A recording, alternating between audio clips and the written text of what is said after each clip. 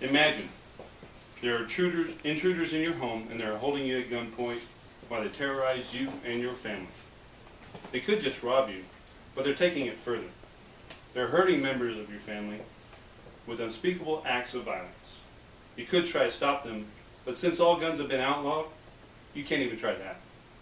These criminals found a way to possess, illegally as criminals do, the very thing you need to protect your family: guns.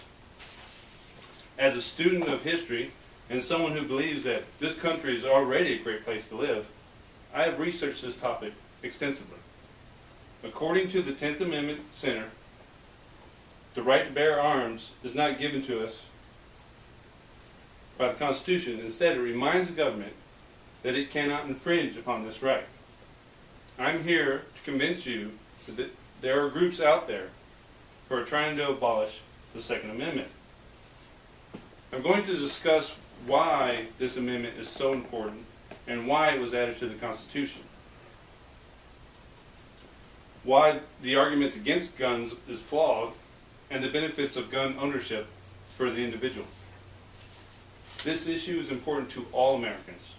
It's the freedoms that we possess that set us apart from the rest of the world. If freedoms that are guaranteed in the Constitution can be eliminated, then what freedoms do we actually have? Some groups are trying to remove an inalienable right that is guaranteed to us by the Bill of Rights. According to the Young Conservative website, President Obama has made it pretty clear that confiscation is his ultimate goal. Also, Obama has already issued many executive orders that circumvent the checks and balances system that was created to not give one branch of government too much authority. Who's to say he won't do it for confiscation? Obama's already issued executive orders that nullify the protection of privacy of medical records. Under that order, if anyone has ever been depressed, taken certain medication, or has had PTSD, will be put on a list that prohibits them from owning a gun. Now, most veterans fall under those criteria, but this applies to everyone else as well. So if the government finds out that you had to take antidepressants as you were diagnosed with any degree of depression, then it can prohibit you from owning a gun as well. You may not want guns. That would work in a perfect world. The problem is we don't live in a perfect world. To some people, like criminals, laws don't matter, and they will still be able to get their hands on guns. We must stand up and voice our opinion to the members of Congress and let them know that the majority will no longer be silent. Congress is not the only thing standing between our rights and those who want to take them away. Congress can repeal just about any law or an executive order, but then comes the president's veto, which Congress has to override by 2/3 majority. Still, it's possible. The courts can determine whether a law or executive order is constitutional as well. A lawsuit is required for that.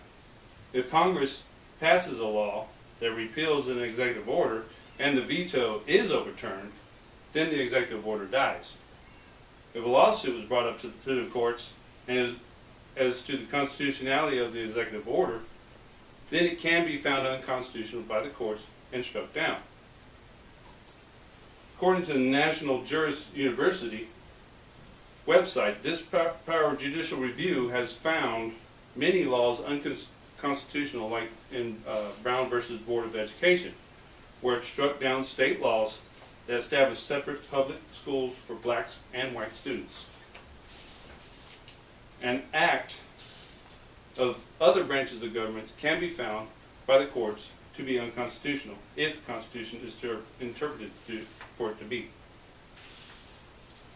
If we all participate in the political process and call on representatives to fight for our rights, then we can stay free and live in the greatest country on the planet. There have been petitions to place the Protect Our Gun Rights question on the ballot. So voice your opinion and talk to your neighbors.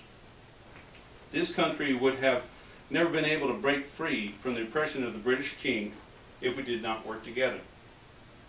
According to Michael Connolly, progressives will make an all-out push to quash the Second Amendment and disarm American people.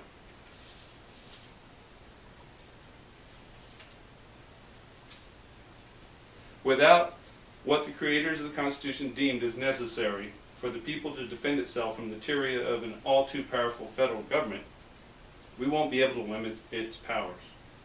If we just sit idle and let the ones who want to change this already great nation into something we won't recognize, then we might as well change the initials of this country to USSR, the United States Socialist Republic.